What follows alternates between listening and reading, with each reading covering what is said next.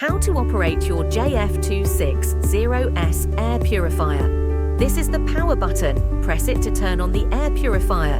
Here is the Air PM 2.5 index display, which indicates the level of air quality. The 5 bars at the bottom represent the remaining life of the filters. Please remember to replace the filters when their lifespan is low. Here is the fan speed button. You can adjust the fan speed from levels 1 to 5. Here is Auto Mode, which automatically adjusts the fan speed based on the air quality. This is the Night Light button, which allows you to adjust the brightness to 3 levels. This is the Auto Off Timer button. You can set a timer for the purifier to turn off automatically.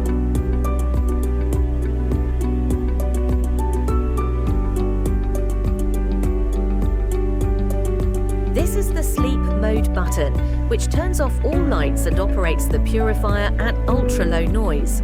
To activate or deactivate child lock, press and hold both the sleep and timer buttons simultaneously.